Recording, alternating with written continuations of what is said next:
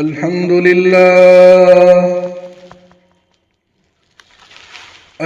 لله نحمده ونستعينه ونستغفره ونعوذ بالله من شرور أنفسنا ومن سيئات أعمالنا من يهده الله فلا مضل له ومن يضلله فلا هادي له ونشهد أن لا إله إلا الله وحده لا شريك له ونشهد أن سيدنا ومولانا محمدا عبده ورسوله صلى الله تعالى عليه وعلى آله وأصحابه وبارك وسلم تسليما كثيرا أما بعد فأعوذ بالله من الشيطان الرجيم بسم الله الرحمن الرحيم يريدون ليطفئوا نور الله بأفواههم والله متم نوره ولو كره الكافرون وقال النبي صلى الله تعالى عليه وسلم لا يؤمن أحدكم حتى أكون أحب إليه من والده وولده والناس أجمعين أو كما قال النبي صلى الله عليه وسلم. درود شریف پڑھ لیں. اللہم صلی علی سیدنا وحبیبنا وشفیعنا ومولانا محمد مبارک وسلم.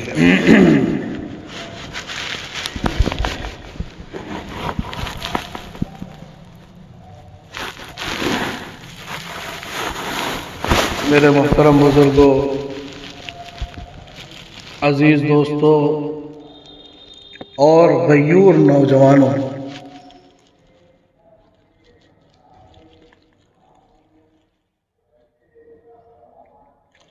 سب سے پہلی چیز یہ ہے کہ آپ میرا انٹروڈکشن یعنی میرے بارے میں آپ اتنا ہی سمجھ لیں کہ میں اسی گاؤں کا رہنے والا فی الحال تو نہیں ہوں، لیکن انشاءاللہ اسی گاؤں میں رہنے کا ارادہ ہے اور یہی میرا مادر وطن ہے، یعنی یہ گاؤں بنکے پور. اور اس گاؤں سے مجھے ظاہر سی بات ہے یہ مادر وطن ہے تو اس سے محبت لازمی ہے، کیونکہ ہمارے آباء و اجداد، ہمارا پورا خاندان، آپ حضرات بھی ہمارے خاندان ہی کے حصہ ہیں. ہم آپ کے بیٹے کی حیثیت رکھتے ہیں، آپ کے پوتے کی حیثیت رکھتے ہیں. تو آپ صرف اتنا سمجھ لیں کہ یہ تقریر کرنے والا یہ آپ کا بیٹا ہے، اور میرے لیے دعات کریں کہ اللہ تعالیٰ میرے علم میں اضافہ فرمائے اور اللہ تعالیٰ ہمیں علم سے زیادہ عمل کی توفیق عطا فرمائے. یہ تو بات ہو گئی کہ آپ ہمیں تھوڑا سے ہمارے بارے میں آپ نے جان لیا. بہرحال میں نے خطبے کے اندر ایک آیت کریمہ تلاوت کی ہے، اسی کی ضمن میں چند باتیں آپ کے گوش گزار کروں گا اور کوشش یہ کروں گا کہ آج کے حالات جو پورے ملک میں ہیں، پوری دنیا میں ہیں، مسلمانوں کے ساتھ یہ کوئی نئی چیز ہے یا یہ چیزیں ہونی تھیں یا یہ چیزیں جو ہو رہی ہیں وہ ہمارے کرتوتوں کی وجہ سے ہو رہی ہیں؟ انشاءاللہ یہ تمام چیزیں آپ کے سامنے آئیں گی۔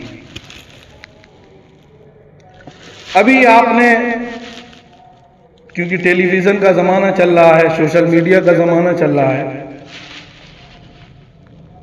میں سمجھتا ہوں بہت سے لوگ واقف ہوں گے کہ ابھی دلی کے اندر ایک پروگرام ہوا جمعیت علماء ہند کا۔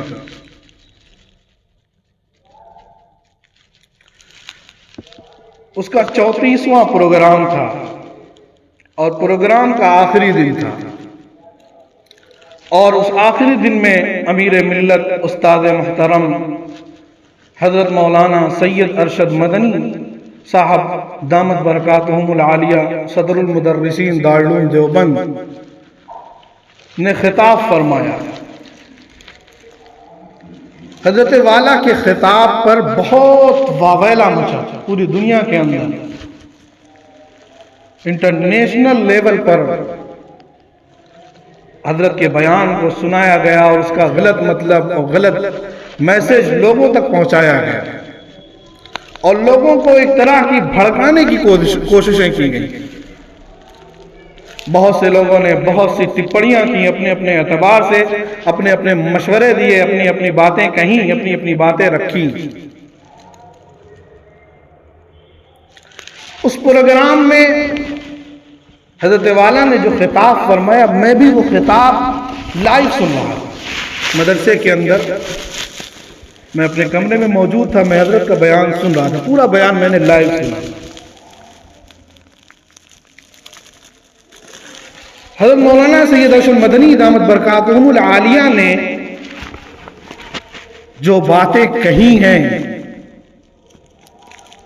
ان باتوں میں 100% سچائی ہے۔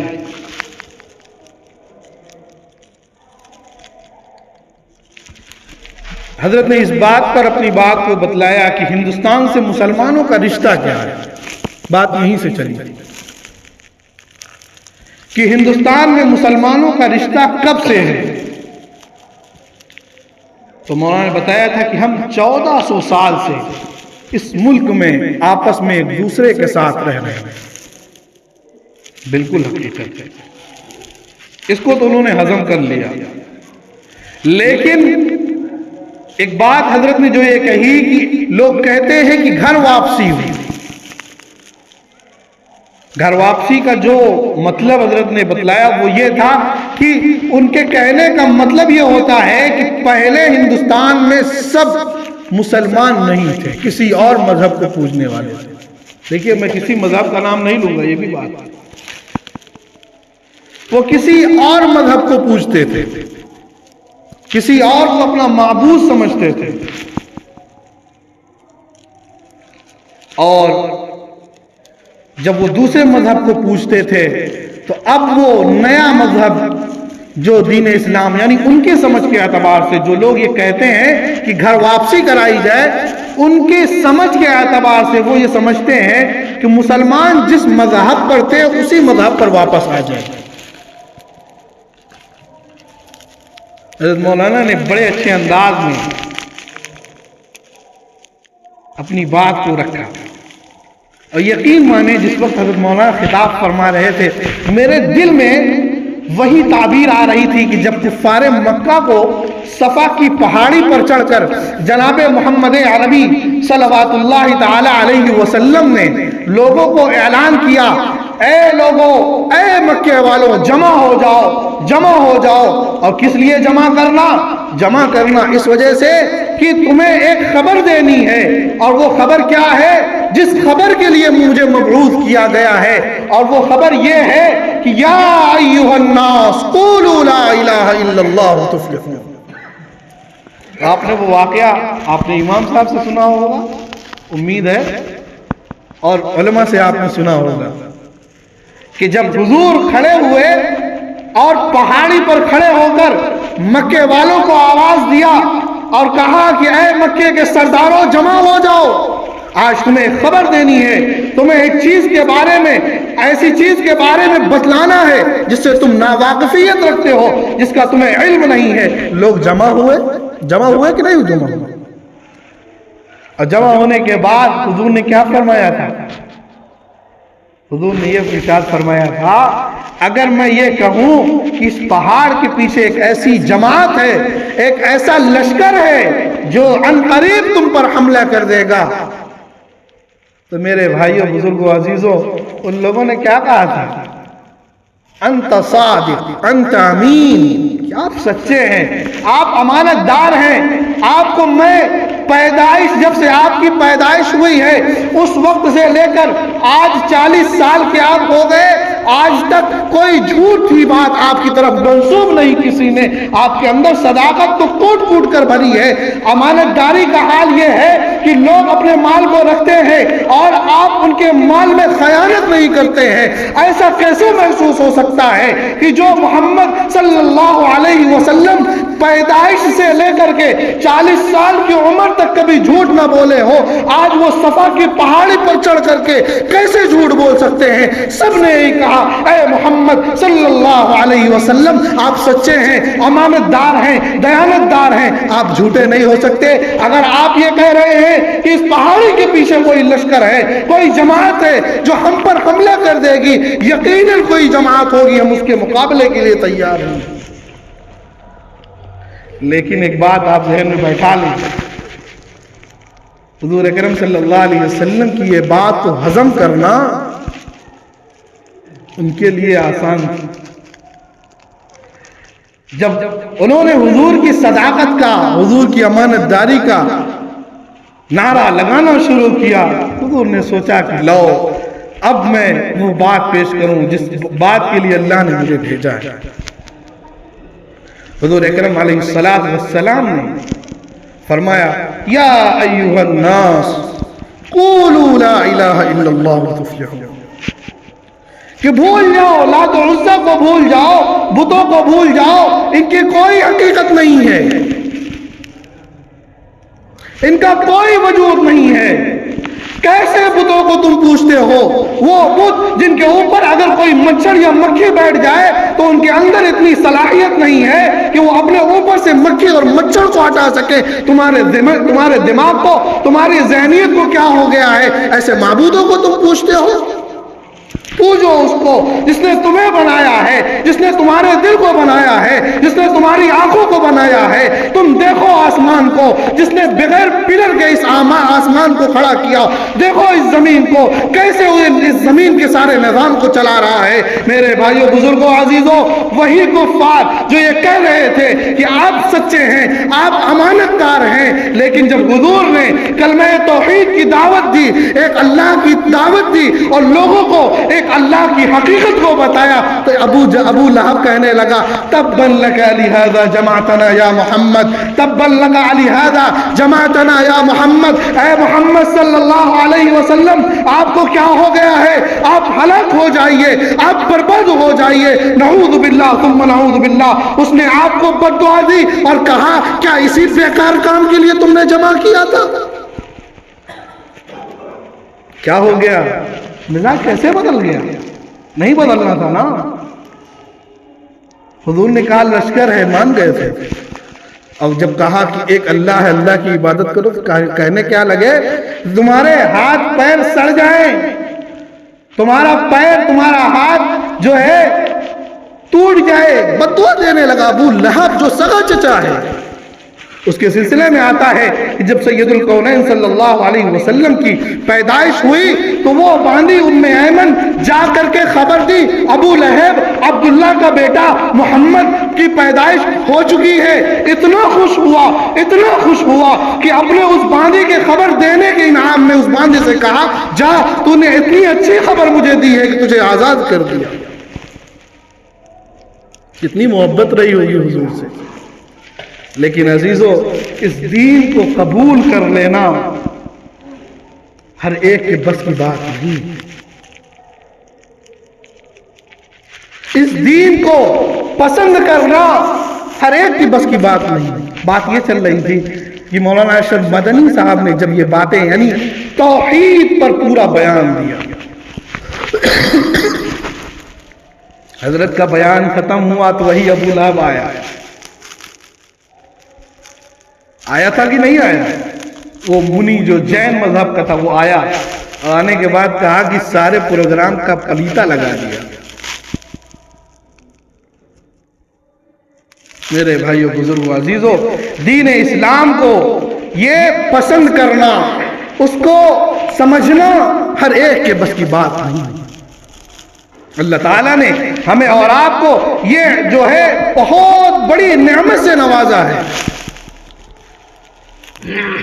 آج یہ ہماری کم جو ہے علمی ہے، کم بختی ہے کہ ہم نے آپ نے اس دین کو نہ تو سمجھا اور نہ سمجھنے کی کوشش کی.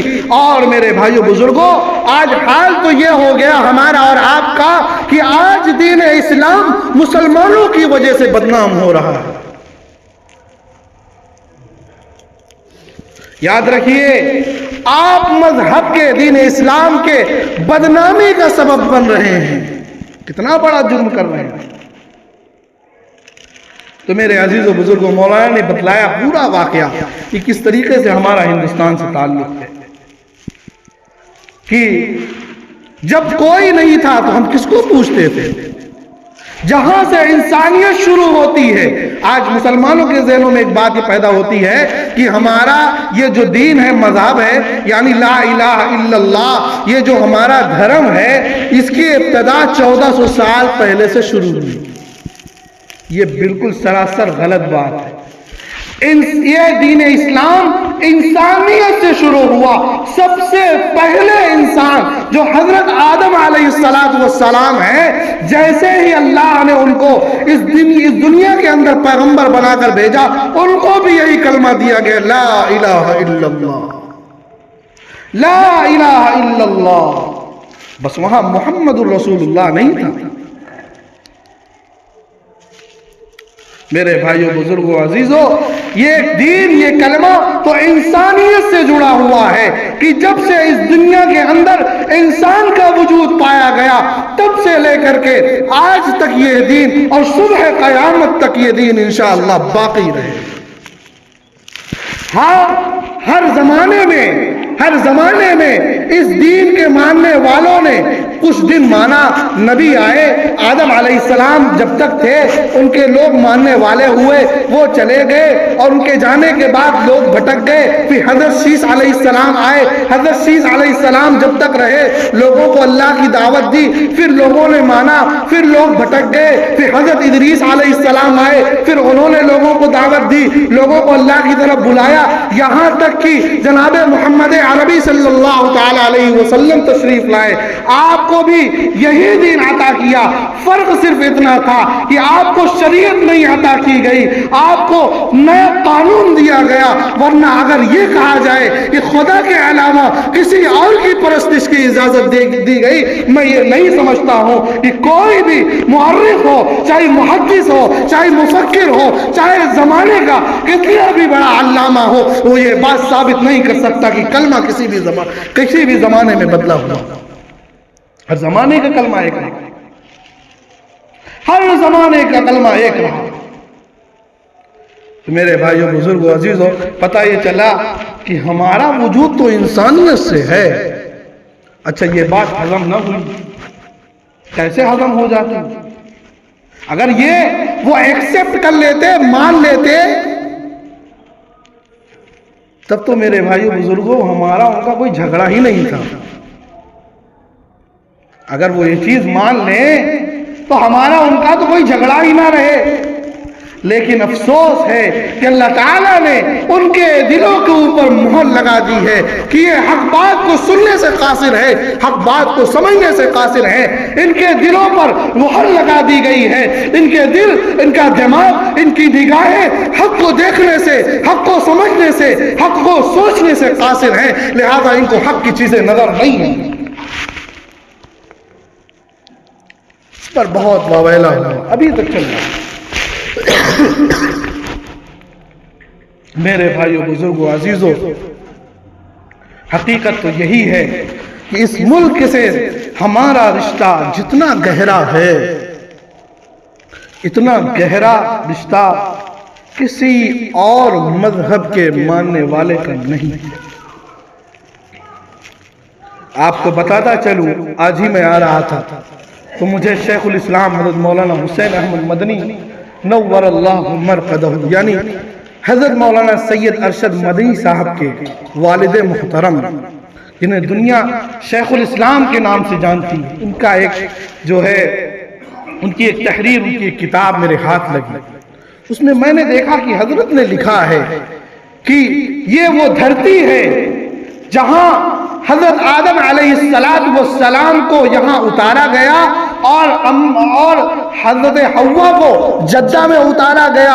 حضرت آدم علیہ السلام جدہ گئے، اما حوا سے ملے، اور ملنے کے بعد یہ سب چیزیں حدیث سے ثابت کی ہیں، باقاعدہ حدیثیں موجود ہیں، اور وہاں جانے کے بعد خانہ کعبہ کی تعمیر کی، اور ہندوستان سے حضرت آدم علیہ السلام نے پیدل 40 حج کیے ہیں۔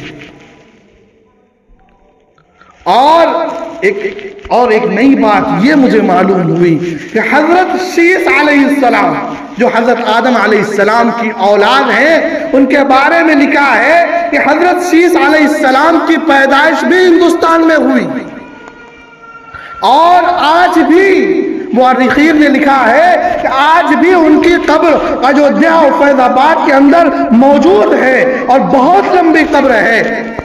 میرے بھائیوں بزرگوں، اس سے یہ پتا چلا کہ ہندوستان کی سرزمین کوئی معمولی سرزمین نہیں ہے، یہ تو انبیاء کرام کا مسکن رہا ہے۔ میرے عزیزوں بزرگوں دوستو، ظاہر سی بات ہے اگر یہ لوگ یعنی غیر مسلم لوگ اگر اس بات کو تسلیم کر لیں گے تو ہم میں اور ان میں فرق کیا رہ جائے؟ اس لیے وہ حق کو نہ سمجھ سکتے ہیں اور نہ اسے تسلیم کبھی کریں گے۔ یہ بات آپ سمجھ لیجئے، ہمارا اور حق کا ہمیشہ ٹکراؤ رہا ہے، چاہے وہ سید الکونین صلی اللہ علیہ وسلم کا زمانہ رہا ہو، چاہے وہ آج کا زمانہ رہا ہو۔ حضور اکرم صلی اللہ علیہ وسلم کی زندگی کو آپ جب پڑھیں گے تو آپ کو معلوم ہوگا کہ ان کفار مکہ نے اور حضور کے گھر والوں نے کیسی کیسی صعوبتیں اور کیسی کیسے تکالیف آپ کو پہنچائی ہیں۔ میرے بھائیوں بزرگوں، اگر آپ پڑھیں گے تو دار ارقم میں جس طریقے سے حضور کا حقہ پانی بند کر دیا گیا تھا اور حضور کے صحابہ پتیوں کو چبا چبا کر اپنے اوقات کو گزارا ہے، خدا کی قسم وہ قربانیاں ہم میں سے کوئی ایسا نہیں ہے کہ وہ جتنا عرصہ جتنا لمبا وقفہ انہوں نے دار ارقم میں گزارا ہے، ہم میں سے کوئی ایسا چاہے جتنا بڑا عالم ہی کیوں نہ ہو، ایک اس کا آدھا بھی حصہ اگر اسے کہہ دیا جائے کہ گزارنے کے لیے تو وہ گزار نہیں کر سکتا۔ اس دین کے لیے حضور نے کیسی جدوجہد کی، کیسے آپ نے اس دین کے لیے قربانیاں دی ہیں، آپ کو کتنے پتھر مارے گئے اس دین کے لیے، آپ کے کتنے اپنے ماننے والوں نے کتنی دشمنیاں آپ سے کی، ہم وقت آپ کو ماننے کی فکر میں لگے رہتے تھے۔ عزیزان گرامی، آپ یہ بات ذہن میں بیٹھا لیں، یہ دین حق ہے اور ہمیشہ حق اور باطل کا ٹکراؤ ہمیشہ رہتا ہے، ہمیشہ باطل مضبوط نظر آتا ہے، لیکن یقین مانیے حق کی ہمیشہ جیت ہوتی ہے۔ اور یہ بات آپ اس بات کو بھی اپنے ذہن میں بیٹھا لیجئے کہ اگر ہم نے اپنے کیریکٹر کو، اپنے کردار کو، اپنے اخلاق کو، اپنے معاملات کو، اپنے آپ کو نہیں بدلا تو قرآن کہتا ہے، قرآن اٹھا کر کے دیکھیے، اللہ ارشاد فرماتے ہیں ان اللہ لا یغیر ما بقوم حتی یغیروا ما بانفسهم واذا اراد اللہ بقوم سوءا فلا مرد له، کہ اگر تم نہیں بدلو گے تو اللہ تعالیٰ تمہاری جگہ کسی دوسری قوم کو بدل کر لا کر کھڑا کر دے گا اور تم مرتد ہو جاؤ گے۔ اور اس کا معائنہ ہو رہا ہے، اپنی نگاہوں کو دیکھیں، اپنے گاؤں میں دیکھیں، اپنے گھر میں آپ دیکھیں، آپ کا بچہ مرتد ہو رہا ہے، آپ کو خبر نہیں ہے۔ عزیزوں، اس وجہ سے کہ دین تو آسانی سے مل گیا، ہم نے دنیا میں اتنا اپنے آپ کو مشغول کر لیا، دنیا کی محبت اتنی ہمارے دلوں میں آ گئی، اتنا ہمیں دنیا پسند ہو گئی کہ سوتے ہیں تو دنیا، جاگتے ہیں تو دنیا، کھاتے ہیں تو دنیا، یہاں تک کہ اللہ بلاتا ہے نماز پڑھنے کے لیے تیار نہیں ہوتے ہیں، اور نماز پڑھتے بھی ہیں تو دنیا، کتنا مال بکا، کتنا پیسہ جمع ہوا، کتنا سامان خریدا، کتنا یہ ہوا، کتنا وہ ہوا۔ نماز کا حال یہ ہے، کسی مقتدی سے پوچھ لیا جائے، اے مقتدی یہ بتا آج امام نے کون سی سورت پڑھائی ہے، میں گارنٹی کے ساتھ، دعوے کے ساتھ یہ بات کہہ سکتا ہوں کہ آج امت کی نماز کا حال یہ ہو گیا ہے کہ امام کی سورت کا بھی پتہ نہیں چلتا۔ ہے دنیا، ہے دنیا، ہے دنیا، ہے دنیا، کیسی محبت دنیا میں بسا لی۔ سورہ یاسین اٹھا کر کے دیکھو، قرآن میں اللہ نے فرمایا ہے کل قیامت کا میدان ہوگا، قیامت کا میدان ہوگا، حکم ہوگا وامتازوا اليوم ایھا المجرمون، وامتازوا اليوم ایھا المجرمون، اے مجرموں ان کو کنارے کر دو، ان کو الگ کر دو، وہ جرم جنہوں نے کیا ہے۔ ہم اور آپ تو سب سے بڑے مجرم ہیں، ہم تو خدا کو پہچانتے ہیں، خدا کی کتاب کو جانتے ہیں، نبی کی تعلیمات کو جانتے ہیں، نبی کے صحابہ کو جانتے ہیں۔ بتاؤ ہم بڑے مجرم ہیں یا وہ کافر جو حق بات کو نہیں سمجھتے ہیں؟ پتہ یہ چلا ہم تو بہت بڑے مجرم ہیں۔ کل قیامت کے دن اللہ کہیں گے وامتازوا اليوم ایھا المجرمون، کہ مجرموں کو الگ کر دو، نیک لوگوں کو الگ کر دو۔ وہ جرم ان کا یہی تھا کہ نماز پڑھتے تھے، نماز میں دل نہیں لگتا تھا، قرآن پڑھتے تھے، قرآن میں دل نہیں لگتا تھا، زکوٰۃ دیتے تھے تو دل دبا کر کے دیتے تھے، صدقہ کرتے تھے تو صدقے میں صدقہ دیتے تھے تو جیب دبا کر کے دیتے تھے۔ میرے بھائیو بزرگوں، بچوں کی تعلیم کا مسئلہ ہوتا تو بچوں کو انگلش میڈیم اسکول میں ڈالتے تھے، اپنے بچوں کو مرتد کرنے کے لیے مشین میں ڈالتے تھے، مدرسے میں نہیں بھیجتے تھے، مکتب میں نہیں بھیجتے تھے۔ میرے عزیز و بزرگوں، وامتازوا اليوم ایھا المجرمون، آج مجرموں کو الگ کر دیا جائے گا اور ان سے کہا جائے گا، ان سے کہا جائے گا، قرآن کہہ رہا ہے، قرآن نے آپ کو بتلایا ہے۔ اللہ فرمائیں گے الم اعہد الیکم، الم اعہد الیکم، الم اعہد الیکم، کیا میں نے تم سے وعدہ نہیں کیا تھا؟ کیا میں نے تم سے عہد نہیں لیا تھا؟ اور کیا میں نے تم کو بتلایا نہیں تھا؟ یا بنی آدم، اے بنی آدم، الم اعہد الیکم، یا بنی آدم، کیا میں نے تم کو بتلایا نہیں تھا؟ اے انسانوں، اللہ تعبدوا الشیطان، اللہ تعبدوا الشیطان، کہ شیطان کی بات کو مت ماننا، شیطان کی بات کو مت ماننا۔ خدا کی قسم اگر اللہ میاں اتنا ہی کہہ دیتے تو ہمیں اور آپ کو چاہیے تھا کہ بس اتنے ہی پر شیطان کی بات کو نہ مانتے۔ لیکن واہ میرے خدا، واہ میرے اللہ، کتنا محبت آپ کرتے ہیں اپنے بندوں سے۔ آگے فرماتے ہیں اللہ تعبدوا الشیطان، اور اس کی وجہ بتاتے ہیں انہ لکم عدو مبین، انہ لکم عدو مبین، شیطان کی بات کو اس لیے مت ماننا کہ وہ تمہارا کھلا ہوا دشمن ہے۔ اگر اللہ کہہ دیتے کہ شیطان کی بات کو مت مانو، ابا کہہ دیں کہ اس راستے سے نہیں جانا ہے، اگر آپ پوچھیں کیوں، تھپڑ یاد گا باپ، ابے کہہ دیا نا اس راستے سے نہیں جانا ہے۔ حقیقت کہہ رہا ہوں کہ غلط کہہ رہا ہوں؟ آپ بتا سکتے ہیں مجھے۔ اگر باپ نے کہہ دیا اپنے بیٹے کو کہ بیٹا اس راستے سے نہیں جانا ہے، فلاں آدمی سے تعلق نہیں رکھنا ہے، تو اگر وفادار بیٹا ہے تو کہے گا ابا آپ جو کہہ رہے ہیں میں وہی کروں گا، اور اگر نافرمان ہوگا تب باپ کی بات کا انکار کرے گا۔ میرے بھائیو یاد رکھو، یاد رکھو، اپنی ذہن میں یہ بات بیٹھا لو، یہ باپ تمہارے ساتھ ناانصافی کر سکتا ہے، خدا کی قسم جو اللہ بیٹھا ہوا ہے وہ تمہارے ساتھ کبھی ناانصافی نہیں کر سکتا۔ اللہ نے کہہ دیا کہ شیطان کی بات مت ماننا، بات ختم ہو گئی تھی، لیکن اللہ تعالیٰ سمجھتے تھے کہ یہ میرا بندہ ہے، ہو سکتا ہے اس کے ذہن میں یہ بات پیدا ہو کہ اللہ میاں آپ شیطان کی بات کو ماننے کے لیے کیوں آپ منع فرما رہے ہیں؟ آگے بتا دیا انہو جو عربی داں ہیں اپنے عالم صاحب سے پوچھئے گا، لفظ انہ کا استعمال وہاں آتا ہے جہاں تاکید کی جاتی ہے یقیناً یہ شیطان تمہارا کھلا ہوا دشمن ہے۔ یاد رکھو خدا کہہ رہے ہیں کہ شیطان دشمن ہے، لیکن آج مسلمانوں کا حال یہ ہو گیا کہ شیطان کو دوست بنا لیا اور خدا سے دشمنی مول لے لی۔ عزیزو بزرگو دوستو، یہ دنیا کچھ نہیں ہے۔ اگر یہ دنیا کچھ ہوتی تو سید الکونین صلی اللہ تعالی علیہ وسلم اتنی عیش و عشرت کی زندگی گزار کر جاتے۔ میرے بھائیو بزرگوں، نہ ہماری آنکھوں نے وہ تصور کیا ہوتا، نہ ہماری دل نے، ہمارے دماغ نے نہ سوچا ہوتا۔ میرے عزیز و بزرگوں دوستو، حضور نے فقیرانہ زندگی گزار کر کے دنیا کو یہ میسج دیا کہ اے دنیا والو، کن فی الدنیا کانک غریب او عابر سبیل، کہ دنیا میں ایسے زندگی گزارو جیسے کہ کوئی مسافر یا رہ گزر زندگی گزارتا ہے۔ دنیا کے پیچھے مت پڑو، دنیا سے جانا ہے۔ اور ایسا بھی نہیں ہے کہ کوئی ہم میں سے کوئی ایسا ہو جو کہے مرنا نہیں ہے۔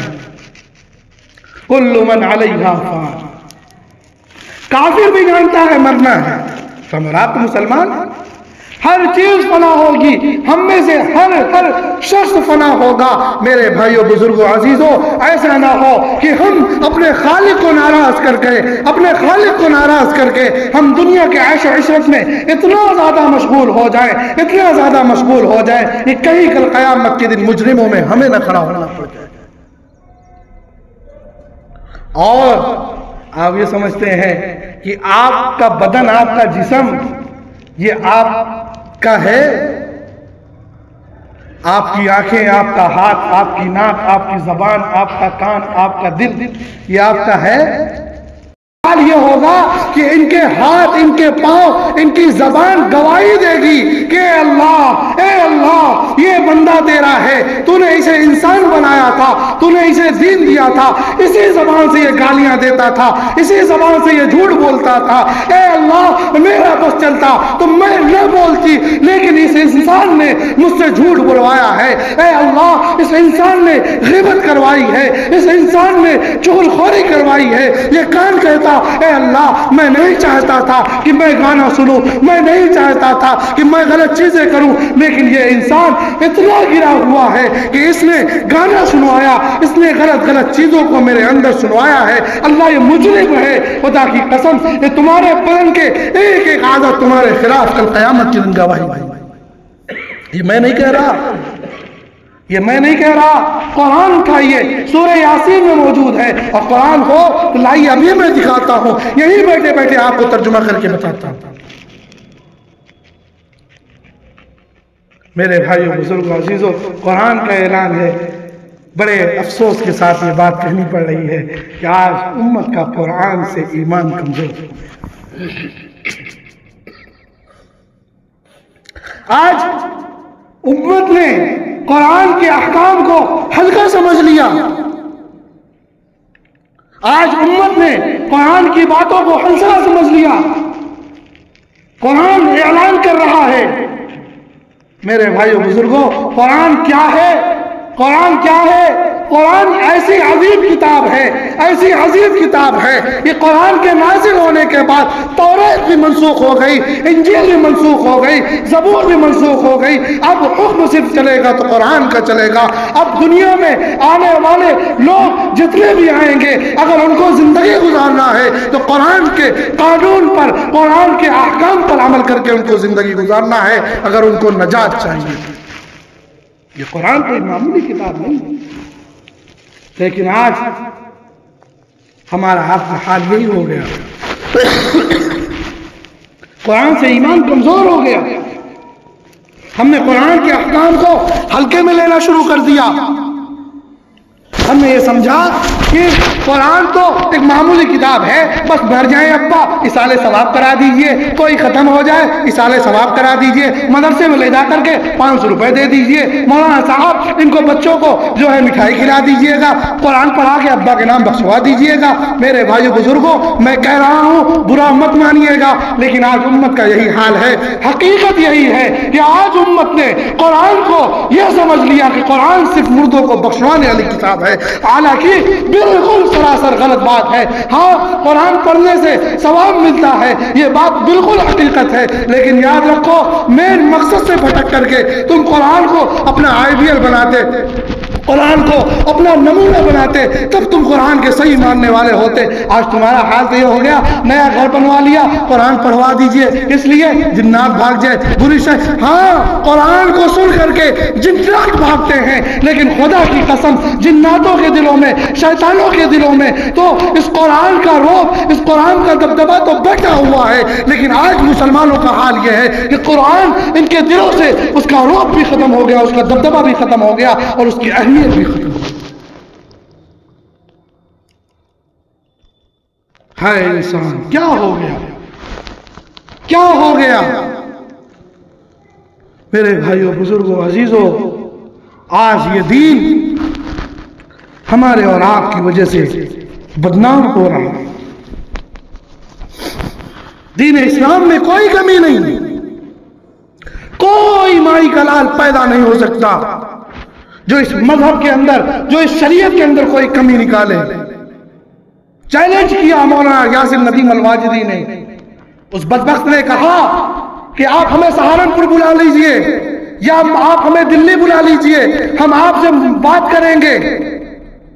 فوراً دیوبند کی سرزمین سے پڑھا ہوا ام المدارس دارالعلوم دیوبند سے ایک ہونہار طالب علم کھڑا ہوتا ہے، یاسر ندیم الواجدی، جسے دنیا جانتی ہے، اور اس نے اس طریقے سے چیلنج کیا کہ آپ پریشان بالکل مت ہوئیے، وہ تو آپ کے باپ سمان ہیں، وہ بہت بڑے آدمی ہیں، پہلے ہم بچوں سے آپ مقابلہ کر لیجئے، تب سید ارشد مدنی دامت برکاتہم سے بات کریں گے۔ آپ دین میں کمی نکالتے ہو، آپ ثابت ہی نہیں کر پاؤ گے، آپ اپنا وجود ہی ثابت نہیں کر پاؤ گے۔ ارے ہمیں تو وہ دین، وہ مذہب ملا ہے کہ ہمارا وجود بھی پتا ہے، ہمیں اپنا دین بھی پتا ہے، ہمیں آخرت کا بھی علم ہو گیا، ہمیں دنیا کا بھی علم ہو گیا، ہمیں خدا کا بھی علم ہو گیا، ہمیں رسول کا بھی علم ہو گیا۔ اور یاد رکھیے ہم واحد امت ہیں، ہم واحد امت ہیں، ہمارے لیے لازمی ہے کہ حضرت آدم سے لے کر کے سید الکونین صلی اللہ تعالیٰ علیہ وسلم تک ایک ایک نبی پر ایمان لانا ہم پر لازم ہے، ضروری ہے۔ اگر ہم نے کسی نبی کا بھی انکار کیا، کسی نبی کے نبوت کا انکار کیا، خدا کی قسم ہمارا ایمان نہیں رہے۔ ہم تو ایسے ہیں، تم ہمیں باطل سمجھتے ہو۔ میرے بھائیوں، بزرگوں، دو باتیں آپ کے سامنے آ رہی ہیں۔ تیسری بات، وقت ہے 5 منٹ، ایک بات، دو باتیں آپ کے سامنے آ گئیں، اور انشاءاللہ باتیں تو ختم نہیں ہو سکتی۔ آپ یاد رکھیں، باتیں ختم نہیں ہو سکتی۔ اسامہ ختم ہو سکتا ہے، اسامہ ختم ہو سکتا ہے، لیکن ہماری باتیں، نبی کی باتیں، اللہ کی باتیں ختم نہیں ہو سکتی۔ آخری بات، میں نے قرآن کریم کی ایک آیت پڑھی، یریدون لیطفئوا نور اللہ بافواہہم، یہ لوگ چاہتے ہیں اللہ کے نور کو اپنے پھونک سے، اپنے منہ کی پھونک سے بجھا دیں۔ یریدون لیطفئوا نور اللہ بافواہہم، یہ کافر، یہ اسلام کے دشمن، یہ اسلام کے نہ ماننے والے، یہ چاہتے ہیں کہ اللہ کے نور کو بجھا دیں۔ کیسے؟ جیسے چراغ جل رہا ہو، اسے پھونک کر کے بجھا دیا جائے تو اس کو بجھانا کیا ہے؟ آسان ہے، لیکن اللہ کیا فرماتا ہے؟ واللہ متم نورہ ولو کرہ الکافرون۔ لیکن بندو، یہ بیوقوف ہیں، ان کو سمجھ نہیں ہے، اللہ اپنے نور کو، یعنی اپنے دین کو پورا کرنے والا ہے۔ جب تک دین کو پورا نہیں کرے گا، اللہ تعالیٰ یہ نہیں سوچیں گے کہ ان کو اچھا لگ رہا ہے یا برا لگ رہا ہے، اللہ تو اپنے دین کو غالب کر کے ہی چھوڑیں گے۔ یہ دنیا والے، یہ باطل مغلوب ہو جائیں گے، اور اس کے سامنے ان کی تمام زبانیں بند ہو جائیں گی۔ اور ہوا کہ نہیں ہوا؟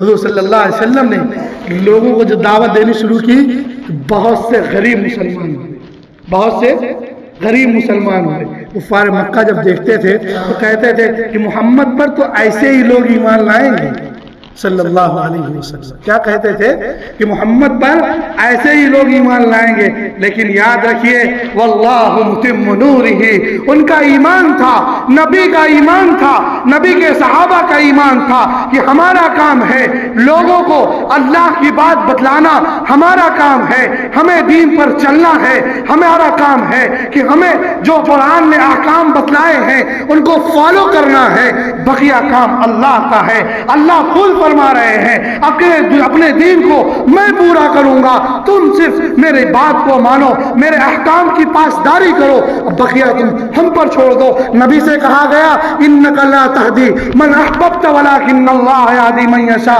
کہ نبی جی آپ یہ چاہیں کہ کسی کو ہدایت دے دے تو ہدایت دینا آپ کا کام نہیں ہے، آپ کا کام کیا ہے؟ یا ایھا الرسول، قرآن کہتا ہے یا ایھا الرسول بلغ ما انزل الیک من ربک، نبی آپ کا کام یہ ہے کہ جو اللہ نے پیغام آپ کو پہنچایا ہے جبریل کے ذریعے سے وہ آپ لوگوں کو پہنچا دیجئے۔ وَإِن لَمْ تَفْعَلْ فَمَا بَلَّغْتَ رِسَالَتَهُ، اور اگر آپ نے ایسا نہیں کیا تو آپ نے اپنی رسالت کا حق ادا نہیں کیا۔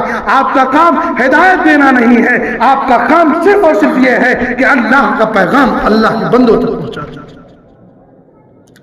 تو اللہ نے ذمہ لے لیا ہے عزیزو، اللہ تعالیٰ ہی نے ہمیں ایمان کی دولت سے سرفراز کیا ہے۔ اب ضرورت اس بات کی ہے کہ یہ ایمان مل گیا تو کیسے یہ ایمان بچ جائے اس کی فکر کرنی ہے، حرام سے کیسے بچ جایا جائے اس کی فکر کرنی ہے، حلال رزق کیسے کمایا جائے اس کی فکر کرنی ہے، اپنے بچوں کو مرتد ہونے سے کیسے بچایا جائے اس کی فکر کرنی ہے۔ ایک اعلان آپ کے لیے سب سے زیادہ ضروری ہے، اس سال ہم لوگوں نے، کیونکہ میں بھی مدرسے میں پڑھانے لگا ہوں جامعہ اسلامیہ میں، تو اب اس سال سے ہم لوگوں نے ایک نیا نصاب جو ہے بنایا ہے۔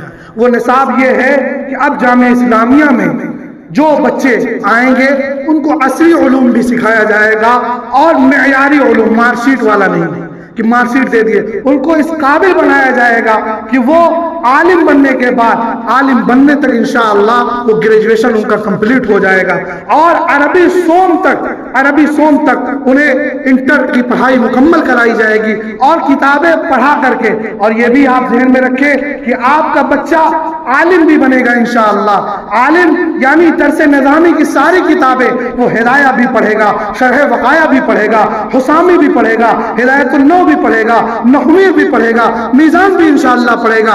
تمام کتابوں کو پڑھنے کے ساتھ ساتھ آپ کا بیٹا انشاءاللہ وہ کل MBBS بھی بن سکتا ہے، BOMS بھی بن سکتا ہے، انجینئر بھی بن سکتا ہے، پروفیسر بھی بن سکتا ہے۔ اور ہماری سوچ یہ ہے کہ اب ہمارے علماء امام بھی بنے تو وہ پروفیسر ہوں، تاکہ ہمارے بچوں کا مستقبل انشاءاللہ سنور جائے۔ تو اس لیے آپ حضرات اپنے بچوں کو، جن لوگوں نے حفظ کرانا ہے، حفظ میں بھی یہ نظام بنایا ہے کہ بچہ 5 کر کے آئے حفظ میں، ہم اس کو زیادہ محنت نہیں ڈالیں گے۔ 3 سال میں بچہ حافظہ کرے گا، اس کے 6-7 اس میں کرائیں گے، 2 کلاس حفظ میں کرائیں گے، 8ویں سے ہم جو ہے عربی میں لے کر آئیں گے، سوم تک ہم 12واں کرا دیں گے، پھر چہارم پنجم ہم جامعہ اسلامیہ میں درس نظامی کی پوری تعلیم دیں گے، پنجم میں ہم لے جا کر کے دارالعلوم دیوبند میں بچے کا داخلہ کروائیں گے، بچہ فارم بھر کر کے گریجویشن کمپلیٹ کرے گا، اور جس سال وہ دارالعلوم سے فارغ ہوگا انشاءاللہ وہ گریجویٹ ہو جائے گا، دنیاوی اعتبار سے بھی اور دینی اعتبار سے بھی گریجویٹ ہو جائے گا، اور فارغ ہونے کے بعد اگر 4-5 سال اس نے اور اپنی تعلیم میں لگائے تو انشاءاللہ آپ کا بھی کام ہو جائے گا، آپ جو چاہیں اسے بنا سکتے ہیں۔ اللہ تعالیٰ آپ دعا کریں کہ آپ مدرسے کا تعاون کریں، اور اس مدرسے کی اس فکر میں آپ جائیے۔ ہمارے دادا محترم حضرت مولانا محمد عثمان صاحب قاسمی دامت برکاتہم العالیہ، آپ ان کے لیے دعا کریں کہ اللہ ان کا سایہ ہمارے سروں پر، ہم سب کے سروں پر تادیر قائم رکھے۔ انشاءاللہ وہ رہیں گے تو ہمیں کام کرنے کا ایک نیا جذبہ اور نئی جو ہے ایک سوچ ملے گی اور نئی طاقت ملے گی، کیونکہ جب بڑے رہتے ہیں ان کا ہاتھ ہی کافی ہوتا ہے۔ انشاءاللہ ہم تمام لوگ اس چیز کی فکر میں لگے ہوئے ہیں، آپ بھی دعا فرمائیں کہ اللہ ہمیں جو ہے اچھے سے کام کرنے کی توفیق عطا فرمائے۔ وما توفیقی الا باللہ۔ جو بات آپ حضرات کے سامنے کی گئی ہے باتیں بہت ہوتی ہیں، آپ حضرات اس پر عمل کی کوشش کریے گا۔ اگر کوئی بات میری کم علمی کی بنیاد پر آئی ہو جس سے آپ کو تکلیف پہنچی ہو تو میں معذرت خواہ ہوں۔ حیات باقی، ملاقات باقی۔ السلام علیکم ورحمۃ اللہ۔ جو حضرات سنت نہیں پڑھے وہ سنت پڑھیں۔